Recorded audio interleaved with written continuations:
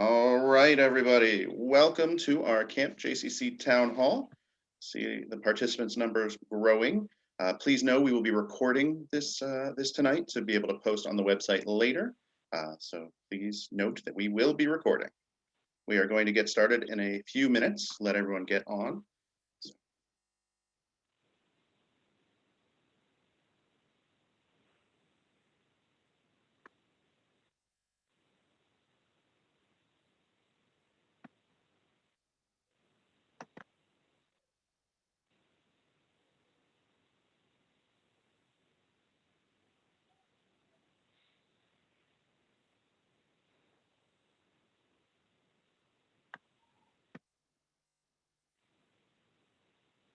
All right, everybody. Welcome to the Camp JCC Summer 2021 Town Hall.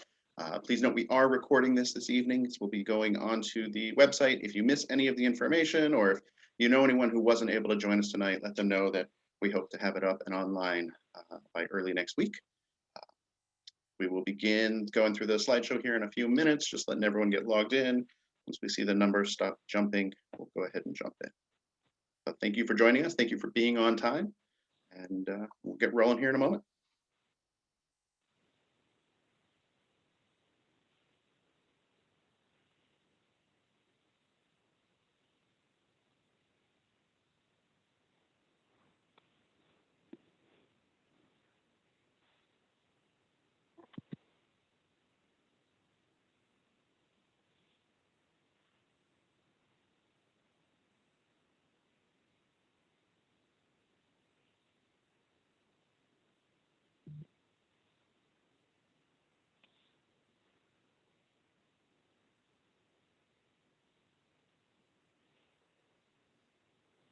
All right, we are getting very close to our number of RSVPs. So we will get started here in a moment. Just one last time, I want to announce we will be recording tonight. If you miss anything, if you want to listen to it again, our goal is to have this posted on the website by early next week. But please always know you can always call the camp office or send us a note or an email. With that said, Eliza, you go ahead and get us rolling. So I want to welcome everyone. That photo. I want to welcome everyone tonight to our Camp JCC Summer 2021 Town Hall. We are very, very excited to be talking about camp, to see all of the applications coming in. We know families have lots of questions, so we're excited to talk through some things, through some plans and all that good stuff. I am joined by many folks from the camp team tonight, and I want to give a quick moment to recognize everyone. We're going to start off, for those of you who have not had a chance to meet, Josh Bender, the new CEO, or not as new, CEO for the Bender JCC. Josh, if you don't mind, say a couple of things. Absolutely. Thank you, Phil. Yeah, not so new. About 8 weeks now, but who's counting, right? Good evening, everybody. Thank you to the camp team for inviting me just to say a quick hello and a few words to open up our town hall meeting tonight. The first thing I wanted to say is one of the most exciting things about coming to the Bender JCC for me was the fact that we have this amazing camp at JCC that is such a incredible part of what we do at the Bender JCC. As someone who grew up in a JCC camp, and it is just such a delight to be part of a community that cares deeply about Jewish camping, that cares deeply about inclusion. And I'm so excited to see camp in action this summer, both as a professional, but also as a parent. Hopefully my own children will benefit from Camp JCC. I want to say a few words. Obviously, this is a camp planning year like no other year before. The fact that camp did not take place last summer was such an incredible loss to the community. Here we are in the midst of planning the new camp season, and it's such a light of hope for our community. And the conversations I know that Phil and Lisa and Allison and the whole camp team are having with families gives us such optimism and hope as we move forward through this pandemic together And we're just so excited to see the children, our campers and counselors and staff coming back to the Camp JCC this summer. Just a word about the planning. I mentioned it's a year like no other year. And of course, our camp season will be adapted based on the reality that we're living in right now as we continue to move through a pandemic, hopefully moving beyond it really soon. I'm proud to reflect on almost a year that the Bender JCC has been able to continue serving the community through the pandemic. Our preschool has been thankfully operating very successfully this year. Our school is growing. Our parents are extremely grateful and positive for everything we've done. We have our Club J program that has been growing. We have our fitness program, our fitness center, and of course our aquatics programs still running through the pandemic. There are still people who are counting on coming to the JCC through the pandemic. And of course, we're connecting with many members virtually as well. The reason I share this is that in talking with the camp staff, we really have learned so much about how to operate our Bender JCC through the pandemic. And these lessons that we've learned are really so helpful and useful as we begin thinking about the camp season. And of course, talking to colleagues, and Phil and Lisa talking to colleagues in the field. There's a great network of camps who are working together to make this summer a success. I just want to take a moment to acknowledge the incredibly hard work of the camp team, Phil and Eliza and Allison and Heather and Eva and Guy, and I'm sure I'm missing. It really takes a village to run Camp JCC, and I'm really grateful. I see the work they're doing every day. I see how hard they're working and thinking and beginning to craft a memorable camp experience. So I look forward to meeting all of you in person, and I'm so excited to be part of the community. Thank you very much, Phil, and I'm so happy to sit and listen and learn about the camp tonight myself. All right. Thank you, Josh. Before I take a moment to introduce folks, I apologize. Actually, Lisa, can you go back one? I forgot to mention that tonight, if you have any questions as we're talking, feel free to put them in the Q&A. That way we have a log and we can go back and go through and make sure we didn't miss anything. But if you have any questions, go ahead and submit them through the Q&A. We will stay on tonight and try to answer as many questions, all the questions we have. A couple of quick notes, obviously, as we're still planning, as COVID and the situation around us is evolving. A lot of the times you're going to hear us say something for now. Right now, this is what we are planning. Right now, this is what things look like. Obviously, things may change, things may adapt, and all that good stuff. But please feel free to submit your questions in the Q&A. And again, we will get to as many things as we can, or all the questions that are being asked. And if you do have questions that are more unique for yourself or your individual campers or anything of that nature, please feel free to, you can submit it tonight or send us an email in the office. We're happy to again, address everything and anything we can. But if it is a unique situation for maybe just your family, let's do that over the phone. Let's do that via email, and maybe not with everyone here tonight. And with that said, Josh already kind of pointed out everyone's names, but I just want to call attention to the very hardworking camp staff that has been at my side and been amazing through these last 2 years of experiences. And I'm going to start with Allison. Allison is the newest member of the Camp JCC team. She started just about a little more than a year ago, about a year ago. And Allison is that wonderful, warm, friendly voice you hear when you call the camp office or when you send emails. She is quarterbacking and triaging everything and getting the right information to everyone. So always be nice to Allison, because she is the gatekeeper for all of Camp JCC. Eliza is our assistant camp director. Tonight, she's also our tech extraordinaire. She'll be running the PowerPoint, as well as the voice you will hear asking your questions. If at any point you submit a question and maybe we interpreted it the wrong way, go ahead and re-ask it and see if we can't follow up and get that corrected. Guy Kaufman. Guy is our program director extraordinaire. Guy is also one of the 3 people on the screen who is wearing the 10-year Camp JCC hoodie. a very well-deserved, well-earned piece of swag for those of you that have campers that are old enough and have been with us long enough. It is something that is coveted.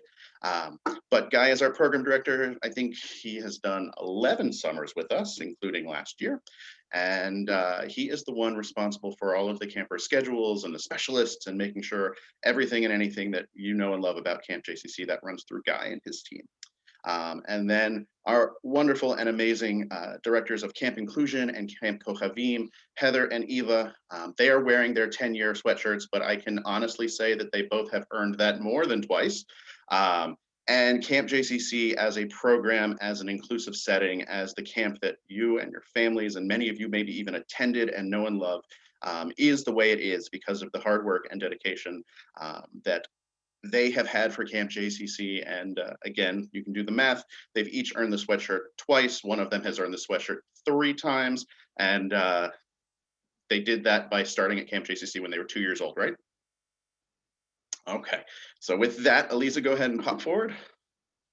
All right, so Josh already started to dive into the lessons learned, but just to recap quickly, the Bender JCC is currently running 2 programs in person for children, our preschool and our Club J program. Both of these programs have seen many, many kids coming to the JCC on a daily basis. And Josh did talk a little bit, so I don't want to repeat everything, but it has been an amazing experience, an amazing opportunity for us to see how resilient, how amazing our campers our students, both in the preschool and Club J are. They have learned, they have grown, they wear their masks, and they do anything and everything we ask of them. And it's just been an awesome opportunity for us to know and see how well kids are adapting to things. In addition, please know that the Bender JCC team with camp, we are not making any of our decisions in a vacuum. We are making sure that we are talking to people and collaborating with people, both locally and across the country. I myself have had many conversations with other local camp directors in Montgomery County. I am on the phone with the Department of Health in Montgomery County, as well as the state, ongoing with every decision we make and every choice we try to figure out. And then in addition, the Bender JCC has a team of doctors that are our medical committee that are also a part of the camp planning and all of those good things. So everything we're talking about tonight has been gone over and spoken with not just the folks that reside in the Bender JCC, but in and around the county and the country. So yeah. So what does that mean? What does that look like? So COVID-19 planning for summer 2021. I have been fortunate to have many conversations with lots of families from Camp JCC, and please continue to call. So some folks have heard this information, but basically, as we are planning and prepping for camp this summer, what is it going to look like? You know, as I mentioned before, I'm going to use phrases like currently or right now, this is what we know.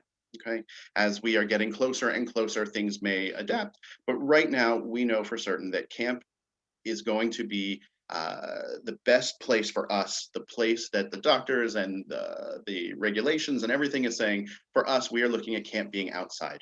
Now, what does that mean?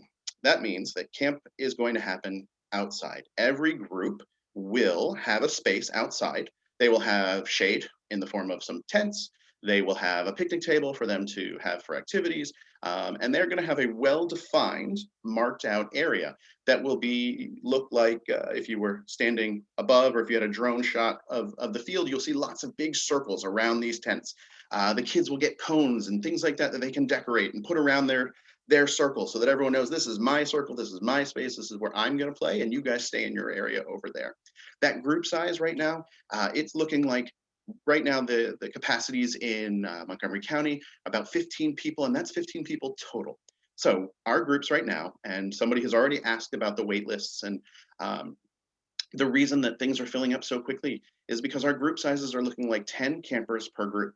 Now, for those of you that have been with Camp JCC before, 10 campers is a lot smaller than we typically are. Okay, for those 10 campers, we're going to have 2 counselors that are counselors for the entire group. For us, that means that's a counselor who is college aged and a counselor who is 16 and 17 years old, high school aged persons. In addition, all of our groups will have campers that may have different needs or may experience camp in a different way. So they may have a counselor who's a one-on-one or a two-on-one. So for our 10 kids, we may have 3 or 4 staff, but maximum 15 people per group per each of those little pods and bubbles. Okay. When it comes to those pods and bubbles, when we have our specialists coming around, and I'll talk more about that on the next slide, I think, but they're not coming into the bubble, right? The counselors that are working with your kids are the ones who are going to be in the groups with your kids.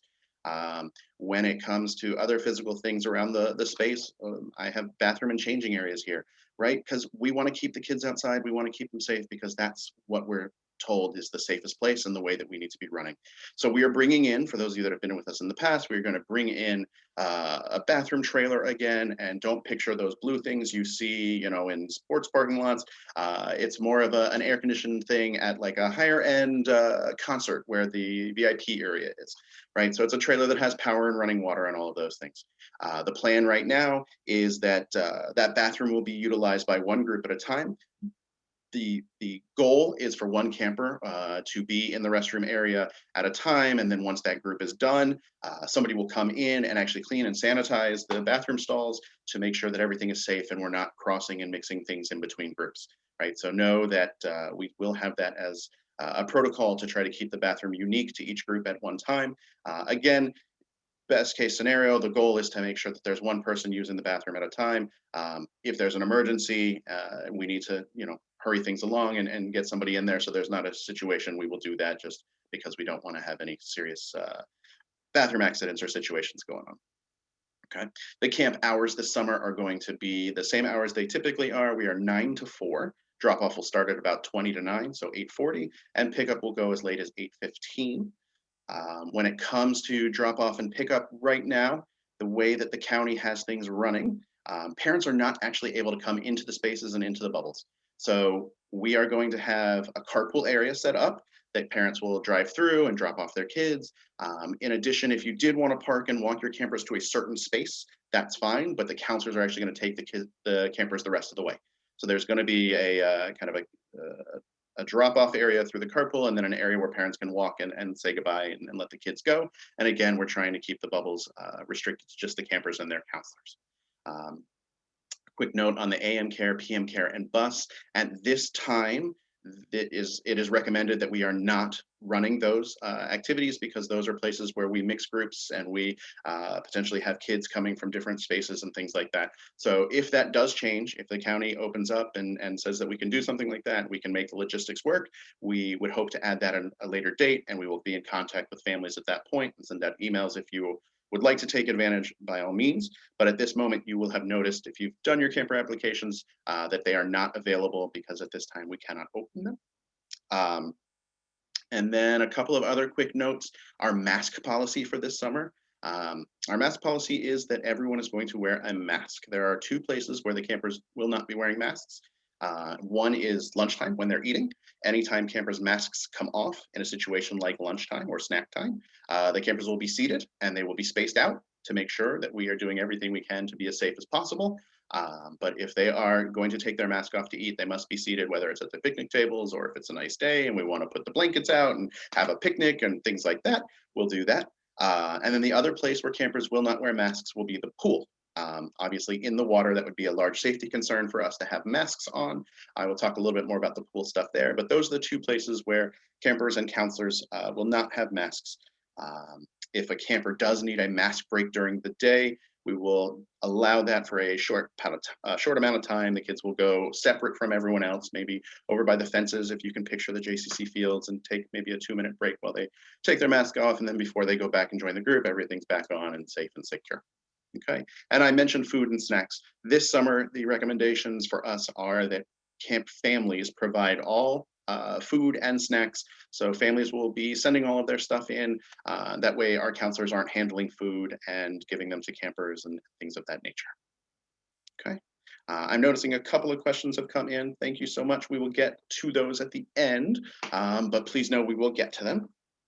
All right, from a programming standpoint, we know that our specialists are going to be as amazing as ever, but we don't want them going from group to group to group. And the best way for us to do that is to have, and the easiest one to picture is our music specialist.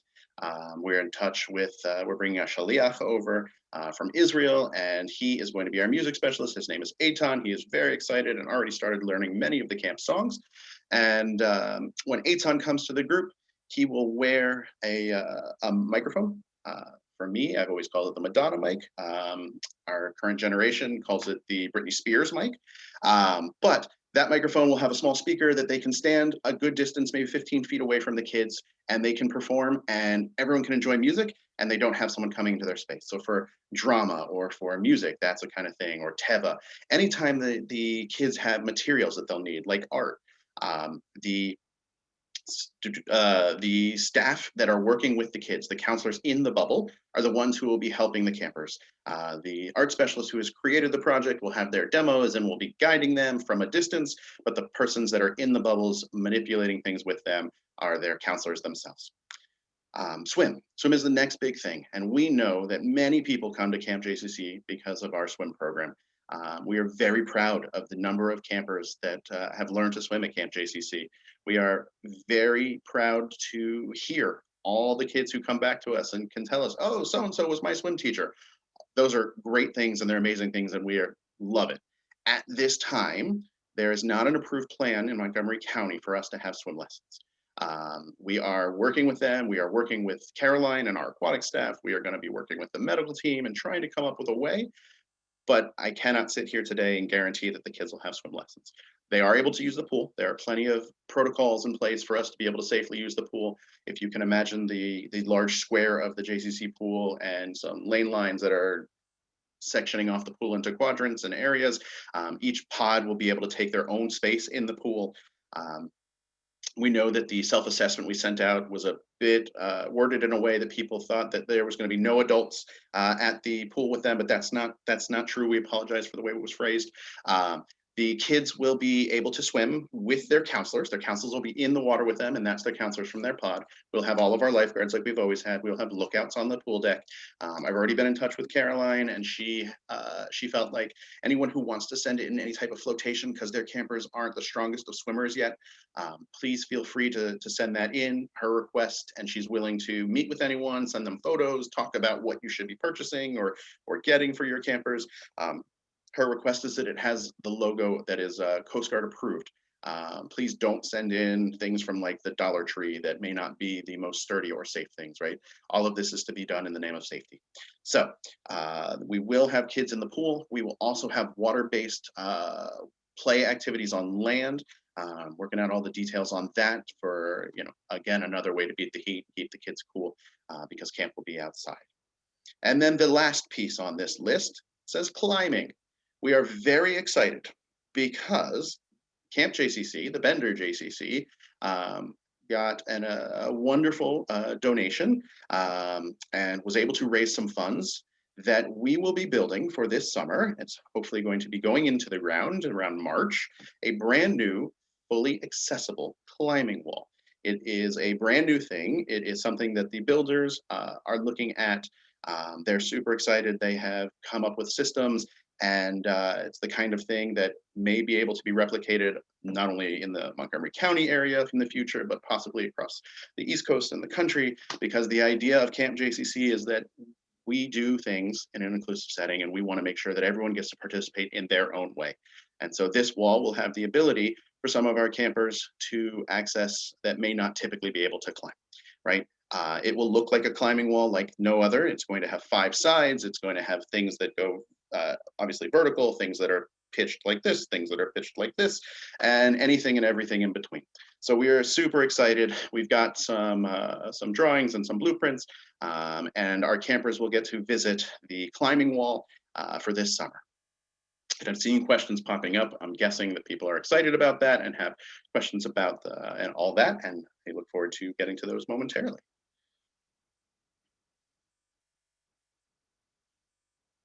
All right, policies, the fun stuff, why we all really send our kids to camp, to talk policies. So the first thing I want to talk about is the application, right? And before we even jump into the deposit and the payment schedules and all of those things, we know that many folks are on wait lists right now. Camp JCC, just for a frame of reference for those that don't know, typically has up to 500 campers a day or per session. This summer, Camp JCC is at 250 kids, right? We've already talked about smaller groups. We've also limited the number of groups because we want to make sure that we have safe operating procedures for all of our kids. So that said, because the groups are smaller and because many families are signing up right now, not knowing if they're going to be able to make it this summer, things went quick. So what we wanted to do before we processed applications, before we started to charge folks money, we wanted to have this conversation, let people ask questions, and then shortly, Allison and I will start processing all of the applications to get your campers into camp. That means that the wait lists that you're currently possibly experiencing, they may free up rather quickly. Once we start putting people into programs and things like that, and once parents start letting us know, yes, we're good, or no, we'd rather wait a little bit, and they pull out for now, we do foresee lots of movement on the wait lists. Please make sure if you are on a wait list that you have filled out in your CampMinder account. There is a waitlist form. The database automatically, if you are waitlisted for any of your sessions, the database automatically gives you that form. And you'll notice for sessions 1, 2, and 3, you can change your choices. It may be you're only waitlisted for session 2, but it's giving you all 3. Just fill out the session that you know you're waitlisted on. Okay. So when it comes to these applications and deposits, Allison, as I mentioned, and I will start charging and processing and all of that good stuff here in the next couple of days, early next week. And we changed some things up this year. So this year, the deposit is $150 per camper total. If you're with us for 2 weeks or you're with us for all 10 weeks, it is $150 total. Now that deposit is non-refundable. So once we process your application, that is what we will start to collect. And then our payment schedule has changed this year. We are doing March 1st, April 1st. I believe it's May 3rd because the 1st is a Saturday. The way it's going to work, if you've selected the installments panel or the installments plan, on March 1st, you'll pay 1/3 of the remaining balance. On April 1st, you'll pay the second third, and then in May, you'll pay the final installment. And if you decide that camp is not for you this summer, if you choose to not join us, and we've already charged after that March 1st date, 50% of what you have paid to camp is eligible for refund. Okay, so once a payment has been processed, 50% of what you have paid in total becomes eligible for refund, and the rest it becomes non-refundable. And yeah, okay. Contact info. If you do have any questions, comments, concerns, please feel free to reach out to the camp office, which again is Allison, campjcc@benderjccgw.org. And then there is the phone number, 301-348-3883. Also, if you have any questions, comments, concerns, please feel free to reach out to me directly. I have my office phone forwarding to my cell phone. So please know if you are a very late evening type person, it will ring at my home at 9 o'clock at night, at 2 o'clock in the morning. So please keep that in mind. I'm an early riser. I'm happy to speak to people early in the morning. But because I'm an early riser, please try not to call super late at night. Okay. And then Aliza, we can put that slide back up in a moment. But if there are any questions that you want to start going for. Again, as you get more questions, please feel free to put them in the Q&A. Great. Well, there are definitely lots of questions. So why don't we start out with your favorite topic, Phil, the rock wall. Can you talk a bit about how we'll be able to use the rock wall safely with putting harnesses on campers safely while still enforcing social distancing? Yes, absolutely. So as an industry, the rock climbing folks and powers that be basically have some protocols on how to safely run and make it happen for the kids. Basically, in between uses and wears, the harnesses will be cleaned and sanitized in a safe and appropriate way. And then as the kids get their equipment on, their counselors will be able to be there to help them because we need to make sure that everything is fitted and adjusted correctly. And again, that's the counselors within their group. That is not so all of our staff will be trained on how to do that. That is not a counselor who is going from person to person to person across all of camp. It's staying with the pods. When it comes to the wall itself, again, the industry has some procedures that we will follow to make sure that we keep the entire program safe and running smoothly. And that is from multiple layers, obviously the equipment will be checked and maintained and all that good stuff. And yeah. Great.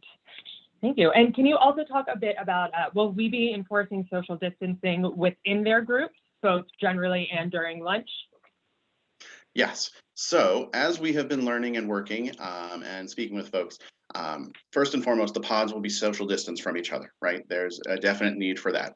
We know that some families would like to ensure and make sure that the 6-foot barrier is being maintained within the pod for their campers, and we are absolutely going to work with families and keep that going.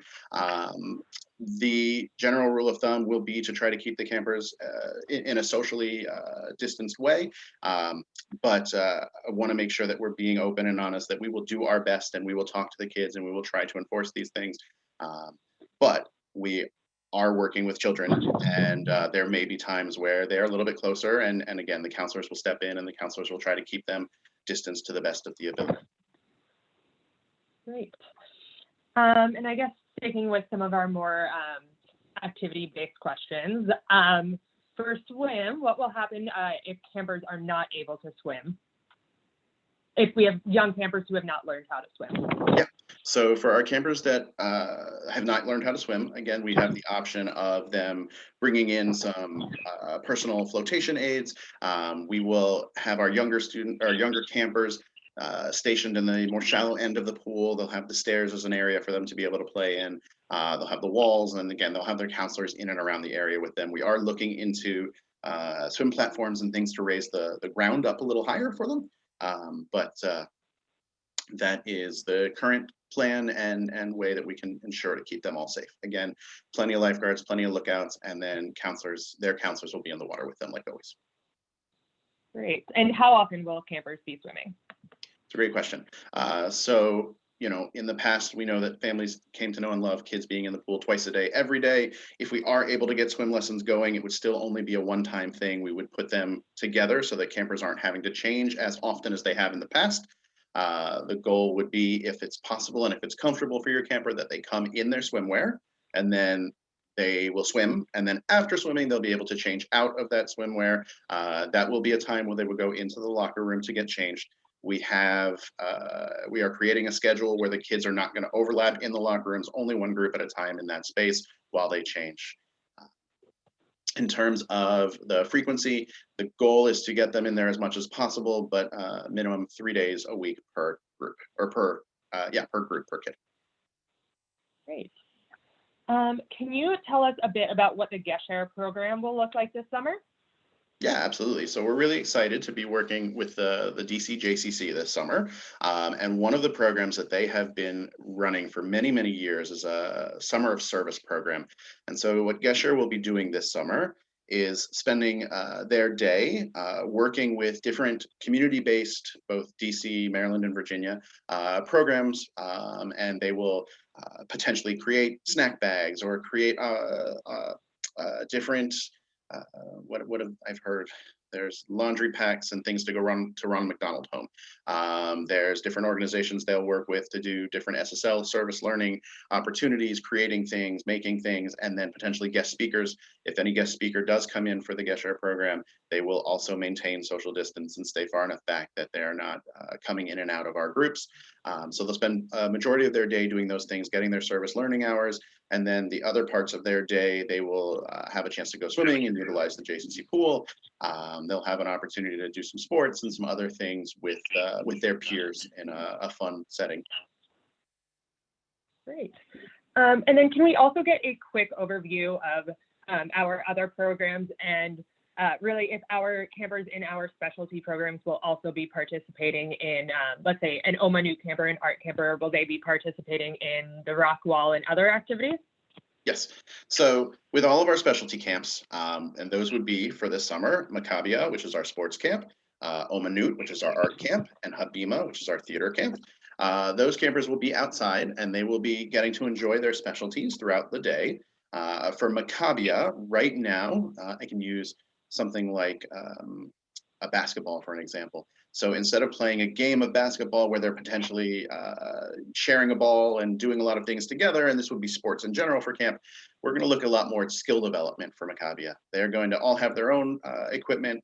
that they will get to learn these skills and practice and get a lot of great experience. But at this time, we don't have the ability to have them playing, a full court 5-on-5 basketball kind of game. When it comes to Omanut, they will get to do many different art projects, and including things that they've never been able to do before because they've been inside. So tie-dye becomes a great outdoor activity. If you can imagine that their tent has walls made of paper or fabric and they are flinging paint and doing all sorts of fun and exciting, and it doesn't matter if they get paint on the grass. It doesn't matter if they spill things on the grass. So they're going to get a chance to do some things they've never done before. In addition, Omanut has always had ceramics, so we will do a mixture of both fired clay and air dry clay and give them the opportunity to work amongst many different mediums like they've come to know and love. For Hvac is a treasured program where campers have been able to work on productions this year to make sure that our campers are being safe and distanced.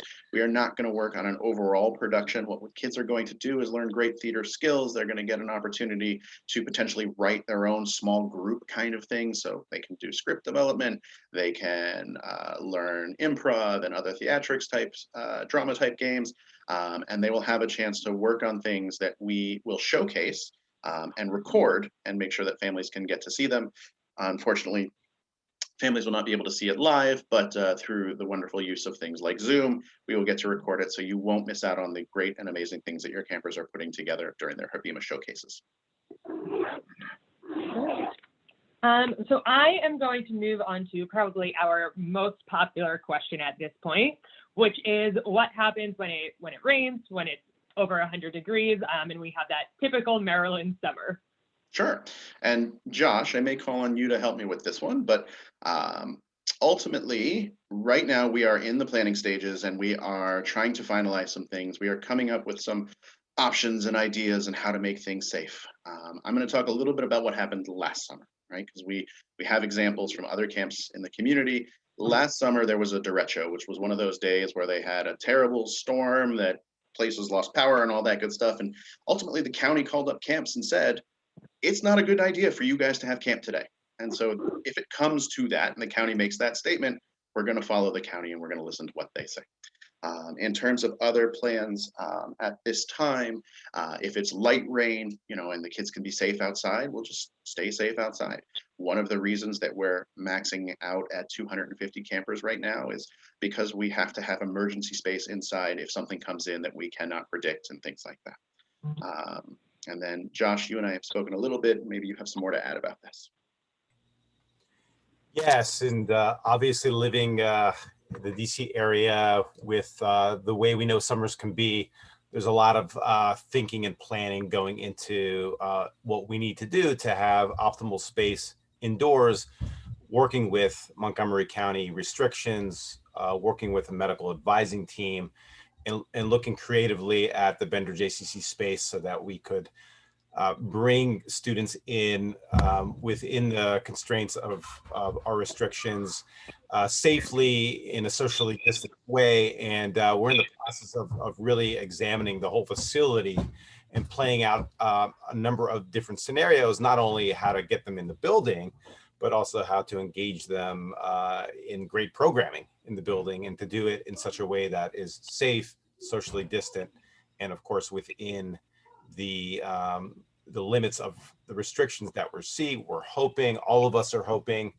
that as we move into the spring, there could be a loosening of some restrictions, and we're watching that very, very closely because as I think Phil so wisely articulated, we're making decisions in the moment based on information that we have right now.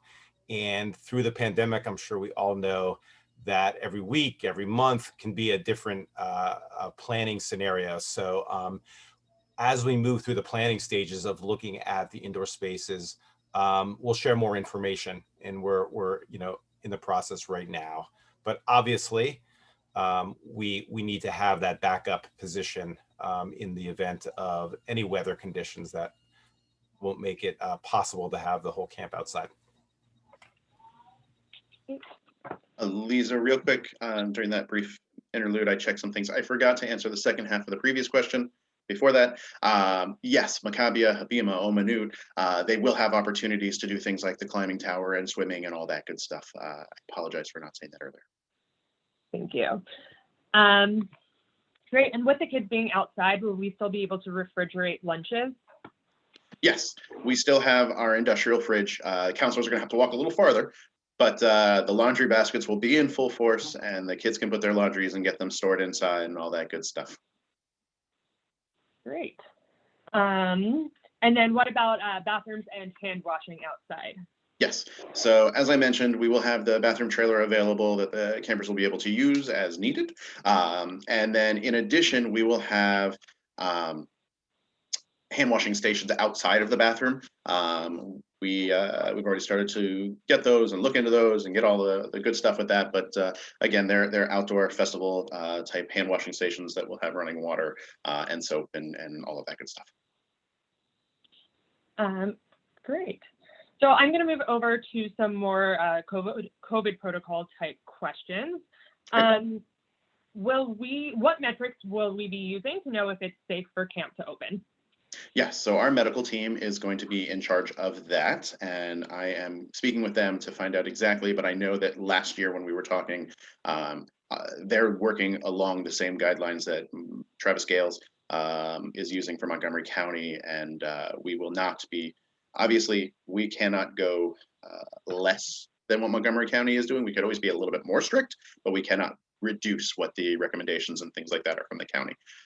But they definitely use the information that they're getting from Montgomery County Department of Health. As a Montgomery County licensed camp, we obviously agree and work within all of the restrictions and guidelines that the Department of Health is creating. Great. And will we be making any changes if more contagious variants become dominant? So if that were to occur, it is possible that things could change that way. But at this time, through our discussions with folks, the plans that we are currently doing, the minimized groups, the socially distanced, the outside, all of these things are what was in place last year. And currently the Department of Health for the state does not envision anything getting more strict. But again, if things change and we have to adapt, we will adapt. Great. And now, will we be requiring vaccinations for any campers and staff who are old enough to be vaccinated?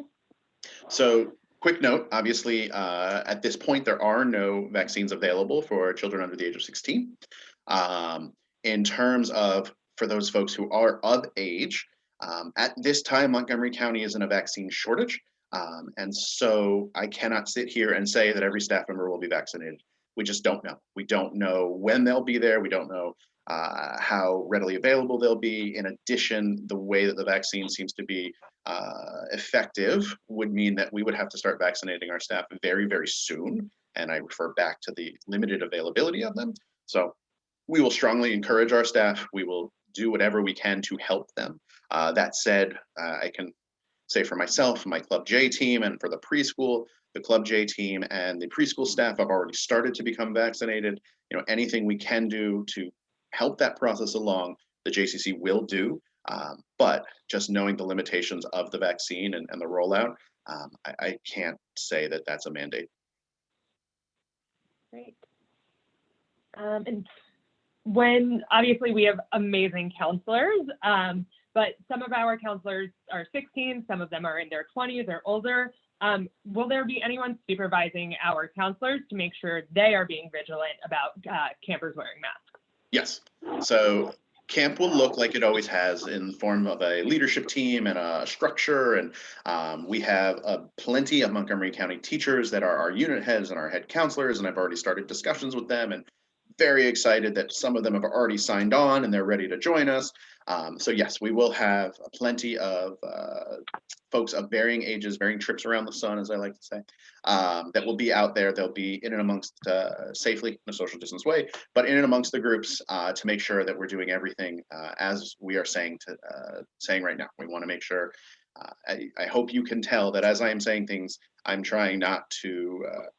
Being realistic, I'm not overpromising. I'm saying what I know we can do, and I'm not going to just say, "Oh, of course we're going to do that." No, we want to make sure everything we're doing and saying is realistic and is attainable.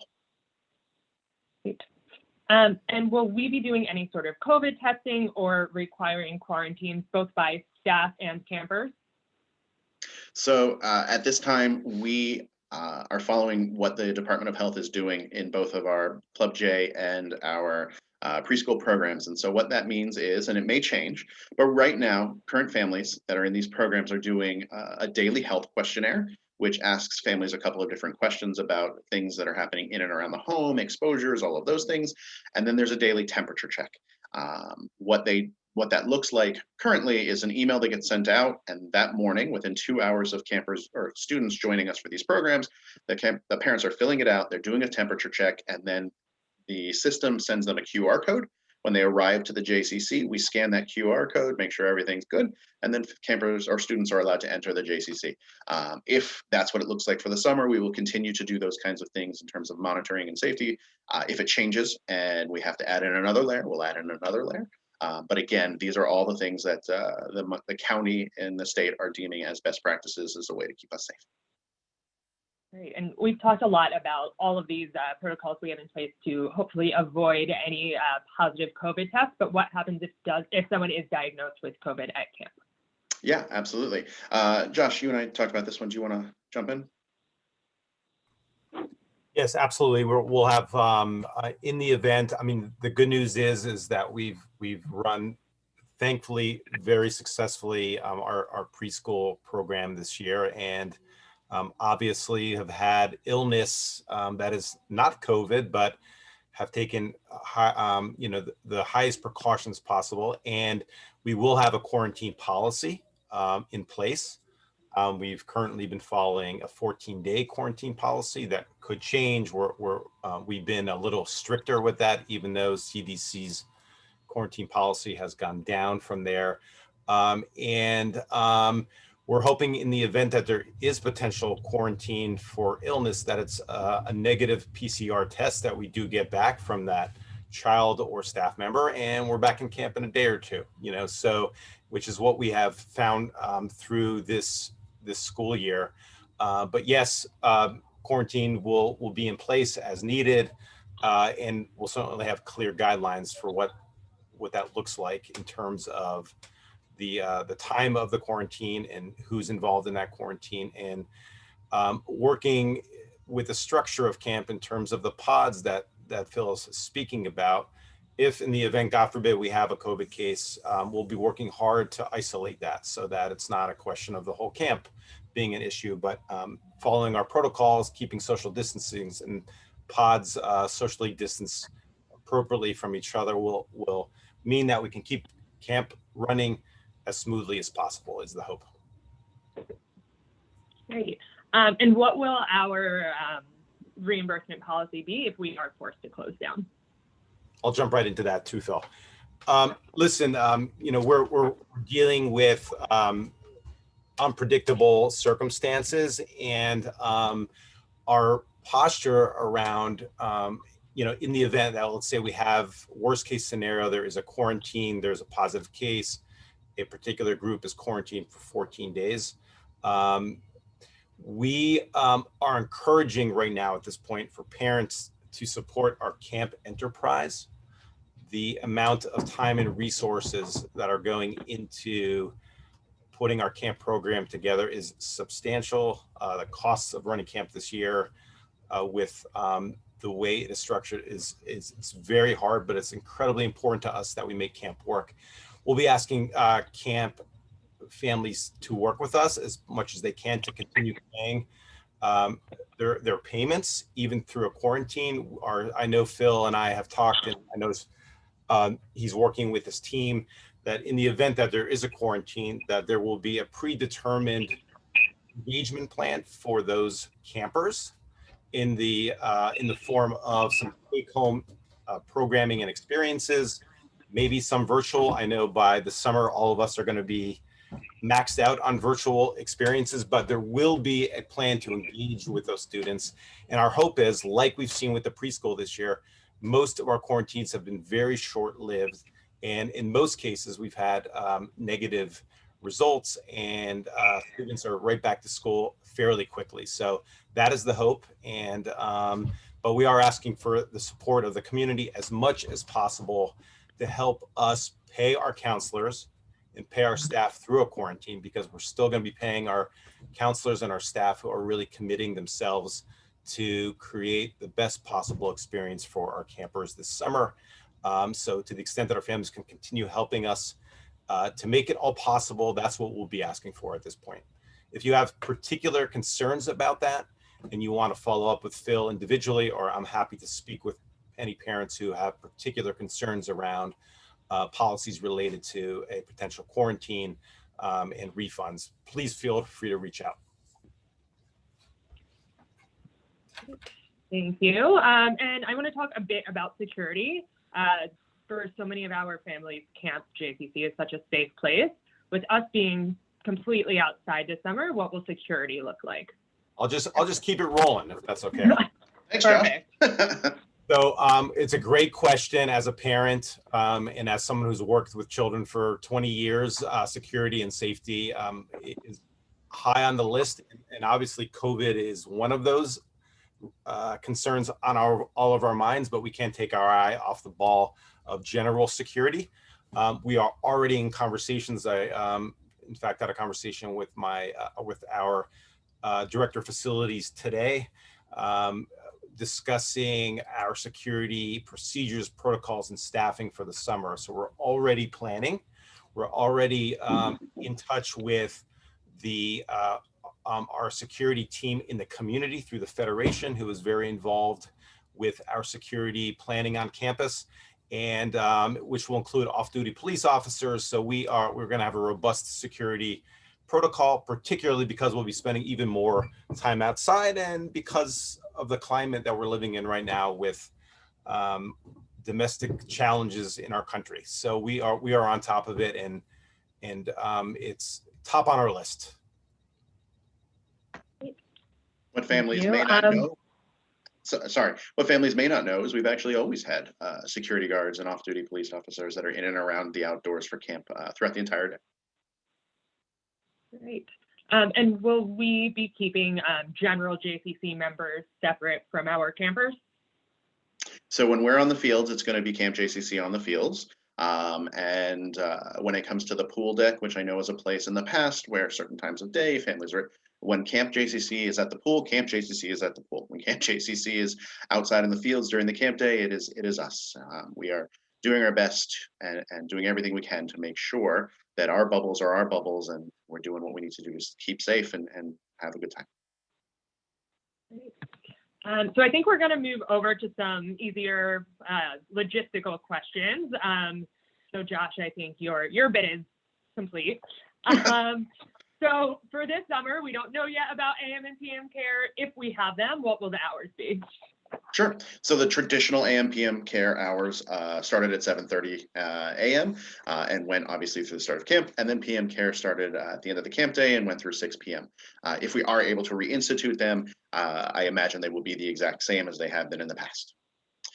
One note that I realized I did not say when I talked about our program, I already mentioned bus is not potentially on the table, or maybe it will be. We'll see what happens. But one note is that our campers will be staying on property. We are not taking field trips this summer. That is a big program change, and I apologize for not mentioning that earlier.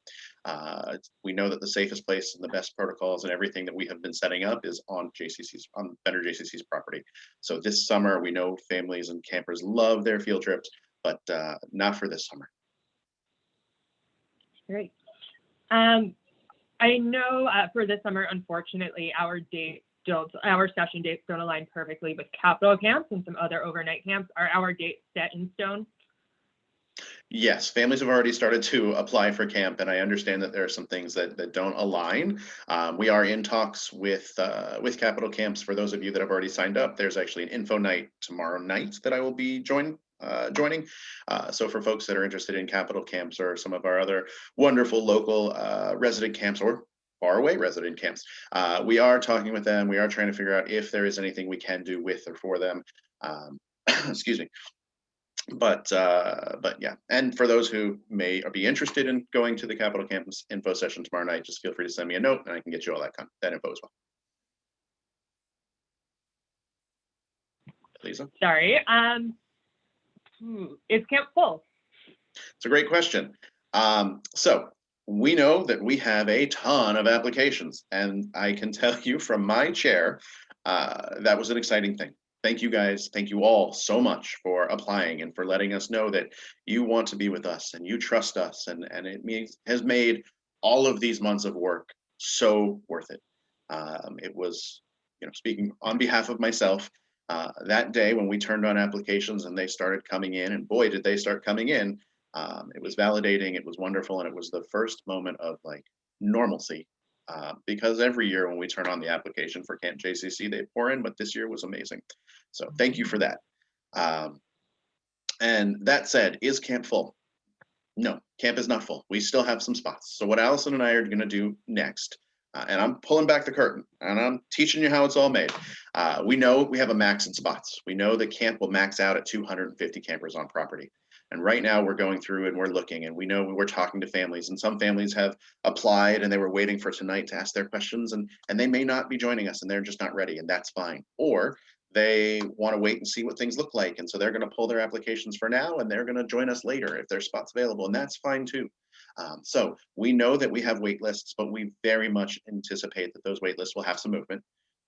And then it is possible that maybe we have over prescribed a certain group or age group, and we can pull back somewhere and add more to another place. So is camp full? No. We have plenty of people who have applied, and again, we love it. But give Allison and I a week or two to go through the data, get everyone starting to process.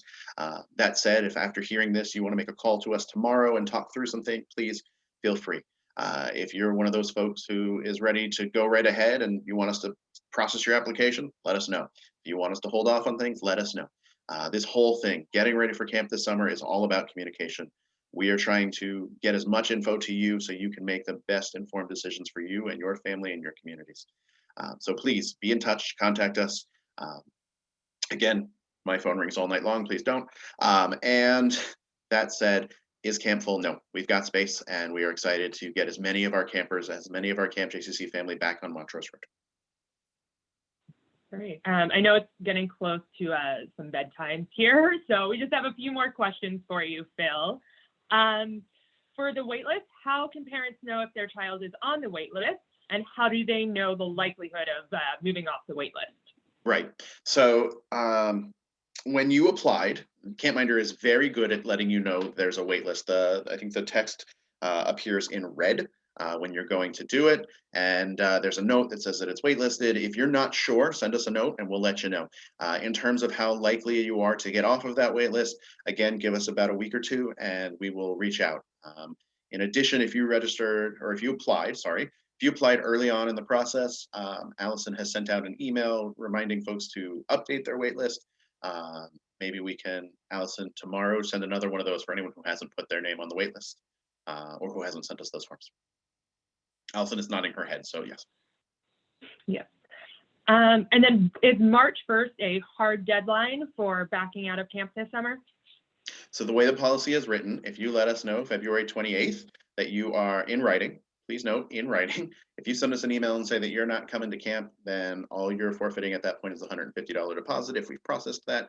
Other than that, once we get to March 1st, the refund policy does come in. So if you're on the fence, please, we're hoping and we're thinking that we'll have space available, possibly, maybe not, I can't guarantee anything, but if you're on the fence and you may not be coming, go ahead and release that spot so that a camp family that really does want it and is on the wait list can take that place. Great. And do parents need to submit the deposit to make it onto a wait list? No, there is no charge to be on a wait list. Now, if you end up being enrolled for sessions 1 and 3, but not for session 2 because you're on a wait list, your deposit is the same for 1 and 3 as it would have been for 1, 2, and 3 this year. That's a little different than in the past. But if you are strictly on wait lists, there is no charge, there is no fee collected, nothing, you got nothing to lose. It is a free wait list. Great. And are we offering hot lunches this summer? Great question. So at this time, the best recommendations for us is to not interact or handle the campers' foods. We know in the past, many families have enjoyed working with Ben Yehuda Pizza.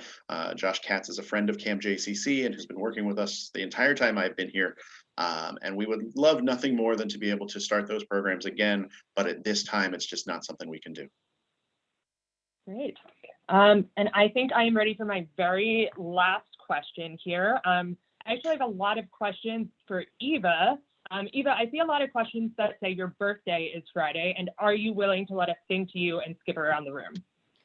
Always. Are you kidding me? I wasn't expecting that answer, and I'm not sure I'm prepared to sing on camera. But we would like to wish a big happy birthday to Eva. And with that, Phil. Hold on, there was a request for my email address, so I'm putting that in the chat. Aliza, maybe you want to even put that slide back up, possibly. So if folks are leaving, they can get that. Do that. Hang on, I am multitasking with different computers here. For anyone whose questions we did not get to tonight, I believe I answered most of them. Our team answered most of them. I answered very few, but feel free to send us an email once I am able to put up this slide, and we would be happy to help you with it. Aliza, were there ones we weren't able to get to? I'm happy to keep going. No, I think we got, from what I can tell, we got everything, unless I misinterpreted questions or anything. All right. So that said, anyone who does have a question, maybe something that you want to adjust or revisit, please feel free to put it in the Q&A. I will stick around. Otherwise, thank you all for joining us. We can't thank you enough for being here, for wanting to come back to Camp JCC, because I can tell you it was heartbreaking last year to not be at camp, to not have our campers with us, to not smell the sunscreen and go to the pool and all of those amazing things. We very, very much are excited about camp this summer and can't wait to see as many of you as we can. Have a great evening. And again, I'm sticking around. Eva, if any other questions come in, sorry, Eva, happy birthday. Aliza, if any other questions come in, if you could hang out just for a few more minutes or talk me through how to answer them.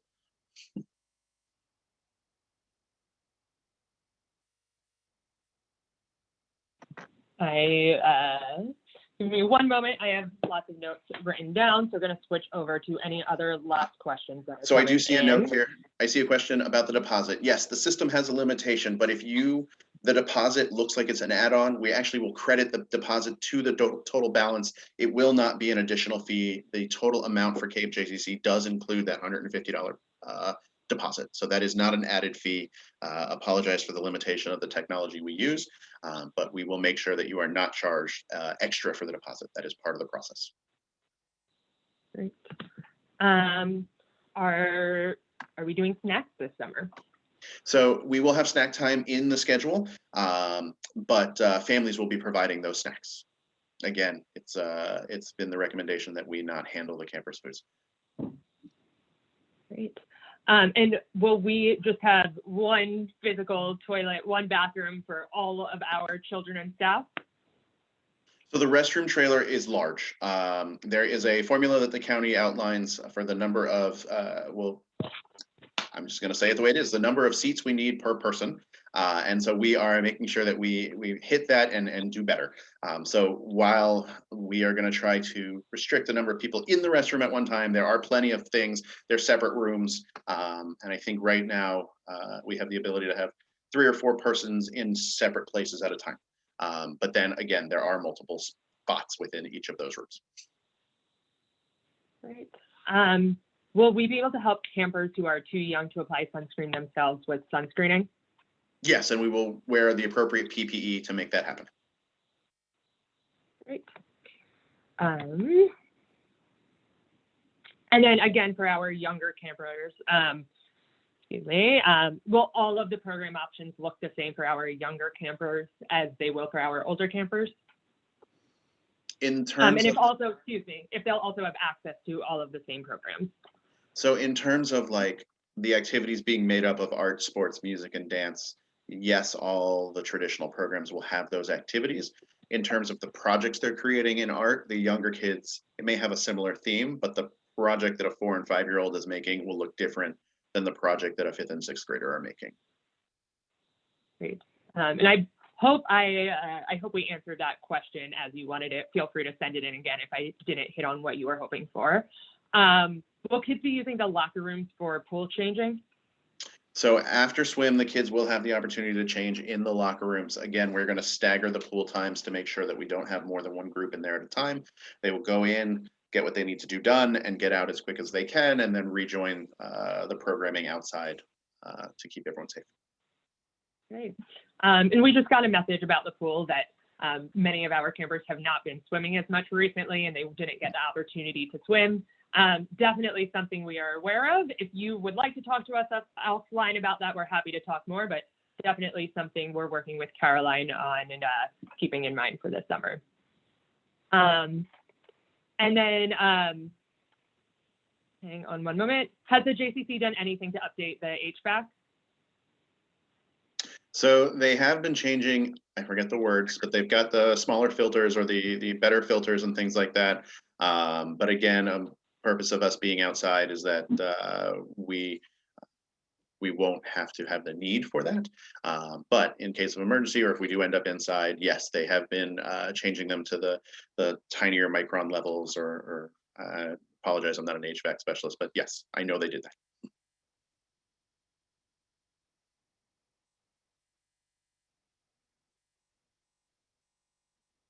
Aliza, you're muted. Thank you. We made it all night without making that mistake. Typically one male, one female counselor in groups. It's not something we guarantee. It all depends on who applies and how we staff. It's always a goal, but again, not a guarantee. Great. How much of the day are the kids within their pod? Can you ask that again? Will the kids, 100%, I will ask and answer that question.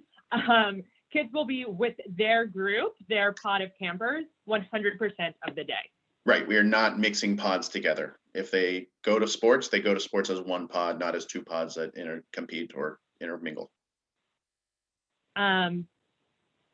For back to the pool, for changing out of swimsuits, if parents aren't comfortable with the kids going inside to change, will there be someone available to supervise them outside, and can they stay in the swimsuit for the full day? If a family chooses to let their camper stay in a swimsuit all day, we can absolutely honor that and make that happen. If a family would prefer some outdoor changing options, we do have some changing tents for other purposes, but we may be able to create some additional ones for an outdoor changing experience as well, obviously with modesty and keeping things safe. Great. What sort of face masks will we be requiring? So right now, the science and research out there, obviously everyone will wear a face mask. Things are changing, and there's discussions over how many and what they should be made of and all of those things. At this point, I think we're too far out to make that declaration, but I can tell you for Club J and for preschool, we are asking families or campers and students to wear a fabric type mask or a surgical type mask. Obviously, we keep the medical equipment for the medical teams, and the kids are wearing the things that have been deemed safe for kids and for adults and things of that nature. Great. How much of the day will campers be under the tent versus out and about? I think that's going to change depend on the activities they have. So there are certain activities that'll happen, like an art typically is going to be in and around the tent, whereas sports, they're going to be running around and moving around and things like that. So it really depends on what their day looks like. We will have them up and moving as much as possible. And if parents are like me, my goal, while sometimes can be difficult, but if my children fall asleep on the way home or I'm fighting them to stay awake on the way home, I think we did our job. You're muted again. Thank you. These are the joys of working from home and having people in the background. I believe our last question, unless anyone has others to submit, can you just confirm the wait list is free to be on if you've submitted an application? True statement, yes. The wait list, there is no charge to be on the wait list.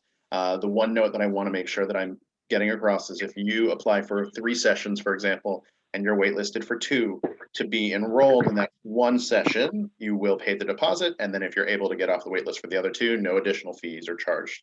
The deposit is basically one time per person. Great. And I think unless we have any last minute, we do have a last minute question. When would parents need to know by if they just want to be on the wait list? I don't think I understand. Ask again, please. I am going to ask this parent actually. I believe, if I'm understanding correctly, is it an option to be put just on the wait list and not enrolled in camp immediately? If please contact the office. There's some limitations of the software we use that would kind of create some things. But if you can let Allison or I know, we are happy to talk through a creative way to figure something like that out. But yes, there's a limitation in CampMinder that I can't just leave you on a wait list. Great. All right. I think we're good to go. All right. But don't end the meeting because I'm sending one message. Sorry. Nope, that's fine. Thank you all for being in attendance. Hopefully we answered more questions than headaches created. If you do have any questions, comments, concerns, please, again, reach out to Allison or I, and we are happy to get in touch. But with that, have a great night, have a great evening, and we look forward to seeing you all very soon back at Camp JCC on Montrose Road. And we owe Eva a happy birthday song. And if possible, I'd love to sing Montrose Road, but singing on Zoom, it doesn't work. I'll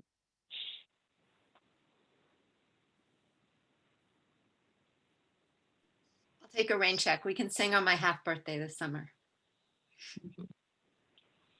We owe you a birthday button, Eva. All right, I see folks are jumping off. Thank you again for FaceTime you, Eva. We'll FaceTime you. I'll skip around the tent and everything. I know. All right, I see folks are heading out. Thank you again for joining us. In just a moment, I'm going to close the meeting. The camp team has just a couple of quick things to check in on, but thank you guys for being here. Thank you everyone for joining us, and have a great night.